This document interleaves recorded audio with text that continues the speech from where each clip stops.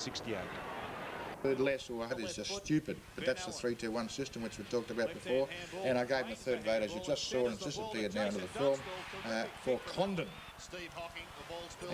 Sorry, you keep going on, or was it finished? Well, I was going to say that there was a terrific drive from midfield, and our guest this morning had a lot to do with it. You played pretty well.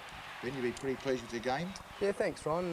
Yeah, I was left on the wing all day and pretty much didn't have a role or a job to do on any particular player. So Alan Joyce has told me to play on the wing and try and help the loss that I guess John Platt, and he wasn't in the team. So do you enjoy that bit of freedom? Yeah, it was good on the wing. Rather than being restricted to try and restrict an opponent, it was good being on the wing and getting a bit of run there. Ben, it seems to be that Scotty McGuinness has really picked up the last couple of weeks and he hit a purple patch. That must be tremendous for his confidence and the side as well. Yeah, he certainly played well against the Bears last week in what was a pretty, I guess, disappointing game for us, although we won. And yesterday he played very well as well, so he's a great mark and he runs well off the half-back line, so I hope he can continue that. Ben, was the position on the ladder quite as serious against Brisbane as it was yesterday, and yet there was a tremendous lift in the form? Yeah, well, the last 10 minutes against Brisbane, we played pretty well to get from 4 goals down into a winning position. So we tried to pick up from where we left off last week and continue that throughout the whole match because. You started in the same vein, obviously, yesterday as you finished off. Well, that's what we tried to do. We talked about that before the game, and we thought if we could start as we finished last week, we'd be right. Being the condition of VFL play. I've seen this man do some incredible things. He kicked a magnificent goal, a mark, and a couple of years ago, in one quarter at the MCG, he took them apart. He has got some unbelievable ability. He's also bringing his teammates into the play. He set up a couple of goals and he also chased pretty hard, which I haven't seen him do before. Don, you mentioned Wallace didn't have an opponent all day. Is that fairly ordinary coaching or something from the opposition? Well, I was going to, yes, I'm glad you brought that up because I watched them a couple of years ago and Sheedy did exactly the same thing when Lockett was on fire down at Moorabbin. He roamed, it was Ezard and Werner, I think, that day, wasn't it, Tim? They were blocking up and Danaher was at full back. Yesterday he did the same thing, but a little bit different, had Wallace just propping in front. Wallace didn't have an opponent. Now, I don't know who the loose man up the ground was because Nathan Burke was picking up a lot of kicks, as was Harvey.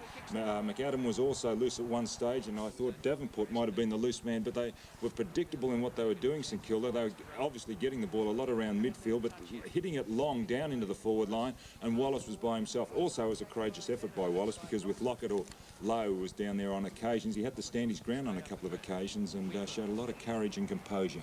Last week I watched St Kilda and I thought that they layerised a little bit with the ball overuse.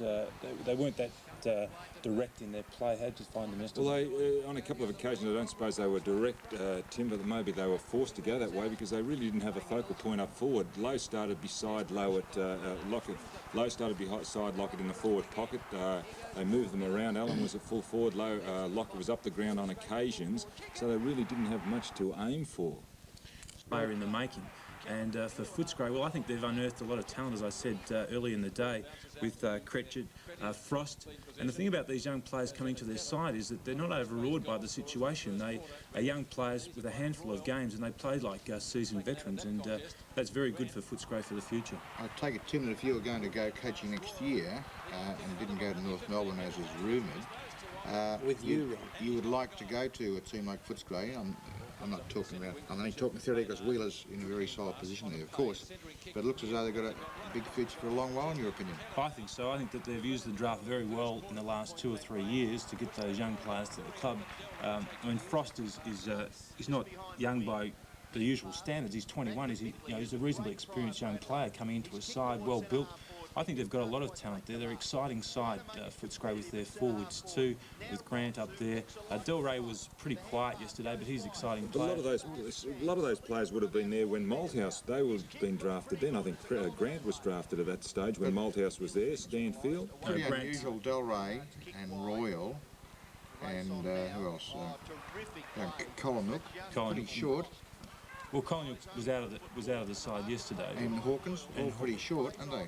Well, they're not really tall key forwards, but then you look at that be a lack later on. Well, I don't know. Arthritic knee, as he must have, very bad. He's playing to position and bringing the Carlton players was excellent. So besides that, Spalding played a magnificent game, Milhana played a great game, and Robbo's not here this morning, but if he is his nephew or cousin or whatever he is, the young boy Ben Robinson also looked yesterday to play extremely well. As fairly neat, quick little fellow actually, number 50. But they didn't have very much pressure on them, I must admit that after half-time. The Bears really fell apart. Roger Merritt's not in great touch just at the moment, and in fact, I don't suppose there were too many of them in great touch yesterday, apart from Steve McCluckey. Yeah, he's a good player, isn't he? Not quite a good player, and Noonan, who blanketed Bradley, for most of the game. What about the smaller players in Ashcroft, Clark? No, unfortunately, yesterday at Princess Park, not there at all. Bob, did it surprise you that Carlton was given so much freedom, seeing that Walls, as coach of Carlton, should have a little bit of insight? Well, you would imagine that, but obviously his thinking was, messed up in the second half because he had Hutton on him. I don't know whether Hutton was going to take off his helmet and put it over Kernan's eyes so he couldn't see where the ball was coming. That's about the only chance he had. Probably the Carlton forward line has got fairly tall players in it. Yes. One of the problems with the Brisbane Bears is they are undermanned in that tall area. Was that a huge problem for them yesterday? Huge heart, Steins.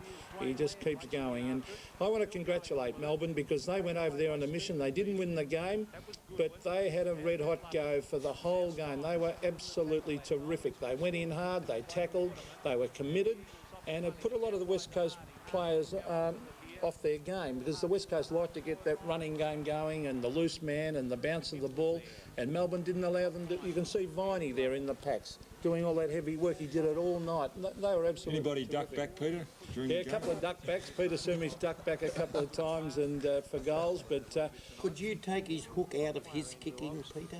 I had a fee. Yes. At a Yes. fee? Yes. No, I think you could. But would you want to?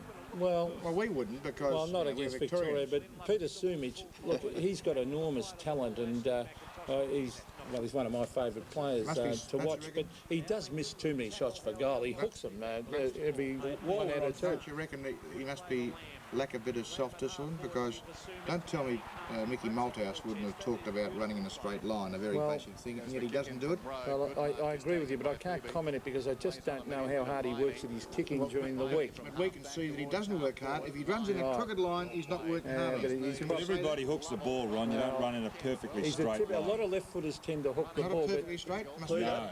Peter, Not perfectly. Peter, while we're on full forwards, what's your assessment of the guy that was at the other end for Melbourne?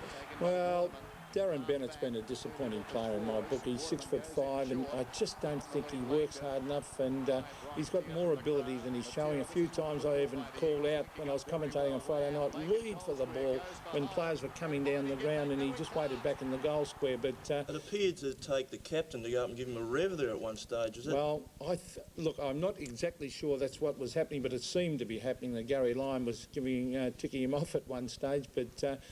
I thought if Djakovic had been playing Alan Djakovic, I honestly think that Melbourne could have won that game. But it was promising for the future for Melbourne at least, and John Northey would take a bit of heart out of that. Half back, and of course he was moved back onto Hogg and looked dangerous to kick forward and shut him right out of the game. But that's the first goal of the game. It was in the first from the first bounce, and that was the story of the game. It was catch-up football, unfortunately for the Tigers. They were forced to kick into a very strong breeze in the first term. Collingwood piled on 4 goals before they even ventured into the Richmond forward line. And although they fought back very hard throughout the game, got within 8 points, I think, at one particular stage, Collingwood were always in control, and Gavin Brown was another one of those runners. And one facet which really impressed me yesterday was the fierce tackling of the Collingwood side. I think they had something like 43 tackles, effective tackles, to 15 Richmond. And in fact, I think Kerrison was the main contributor there with 8, which is sort of half of the Richmond total. So I think that's been a facet or part of the army which has got them through a lot of those tight games in recent weeks. Could you see some of Jeans's work in the Richmond team? You asked me that last time I went to Richmond. Well, I like to see his... Well, yes, once again, there's all those things getting in the vision. Is it improving? I think so. There's definitely light at the end of the tunnel. Players like Maxwell, McQueen, Gale, of course, and Francis, they all show something. But unfortunately, there's a bit of genes come through and Matthews coaching, and they just did it a little bit better and more often. Kel, Tony Shaw usually picks up the main prime mover of the opposition side. Who did he pick up yesterday? Oh, well, they swapped around that much, I couldn't really tell you, but he was in the centre and was a very important player and just organises the whole thing when they seem to be. Straight up to Carrara and Gastev over the top. Great to see number 15 underneath there again. Well, the match-winning goal for Hawthorns came from this courageous marquee, as usual, from Tony Hall. Here's a player that just oozes talent, and young Paul Brown up and away and doesn't mess around. Straight off with it, great. And talking about talent, have a look at this guy, Chris Grant. That is a top-class mark in a pack. Yes, and Paul Roos enjoys a ride on Jimmy Stein's back, but feeling not mutual by the look of Jimmy there. Now, one of the most underrated players in the competition, Andrew Obbs, the terrific mark again in a pack situation. And out we go. Great athleticism to Glenn Jakovic. Top mark. Now, courage needed here. Hocking, back with the flight. Look at that. Hugs it to his chest. I might throw to Scotty. Give it to us, Scotty. Come on.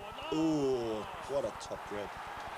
Now, we've sung the praises of Chris Grant again. Look at this. He really is a promising young player. Yes, and screams of joy went through the Jack Ryder stand. Here as Gary Pert thrills all the supporters at Collingwood. Top grab on a top game. The magical Peter Dacos. Have a look at this. Only champions continually do this, time and time again. One-handed mark. And we see Earl Spalding, important player, and a fine, solid one-grab mark out on the wing.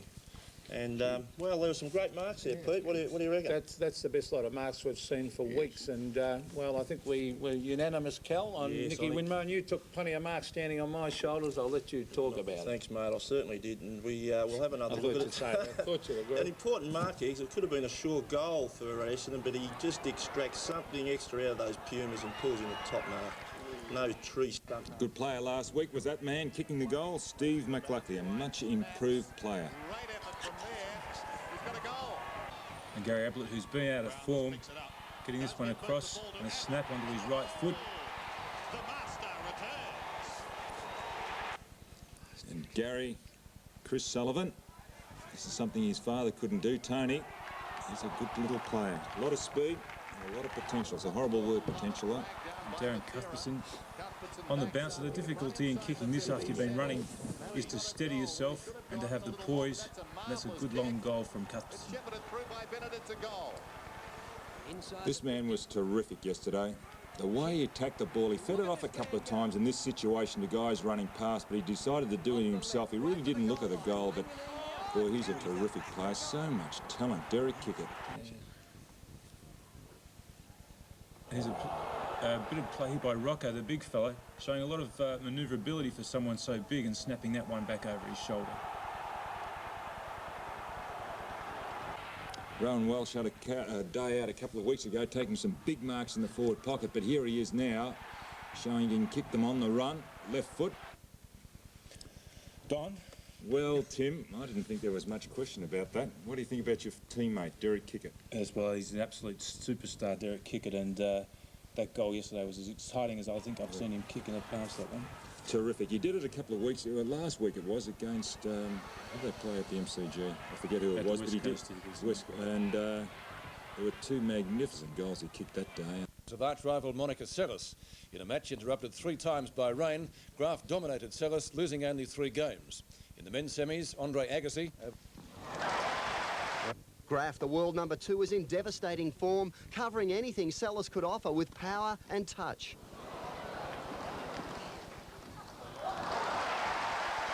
Great anticipation from Graf. 18-year-old Seles had won the 5 previous Grand Slam tournaments by demolishing her opposition from the back court, but Graf took the Yugoslav on at her own game. Both players, tremendous shots. Rain delayed play on 3 occasions, stretching the match to 5.5 hours. Graf never lost concentration, finishing the match with class. In the first of the men's semis... A 53-point win over the Sydney Swans at the SCG. The Lions were never headed, with Sartori and Fleming each booting 5, while Minton, Connell and Strooper kicked 3 each for Sydney. Graham Dawson has highlights. Perfect conditions in Sydney. The Lions exploded at the start. Goal to Sartori, the first goal on the board within a minute. The former Blue was proving a real handful for the Swans' defence. To the front of the goal square, a good ploy. And that's a mark, certainly a mark there taken by Satori. The home team could do nothing right as Cavan capitalised to boot Fitzroy's fifth. Ross Lyon was prominent for the visitors. This opportunity allowed Chris Barrett to score his first. Oh, terrific hands and a goal to Barrett. A mistake in defence by fullback Alistair Lynch let Jamie Lawson in for the Swans' first major. When Sartori marked strongly to kick his fourth, the Lions had a 30-point lead at half-time. Fitzroy went further in front after this fine snap by Joe Cormack. Kick is very good, it's a goal.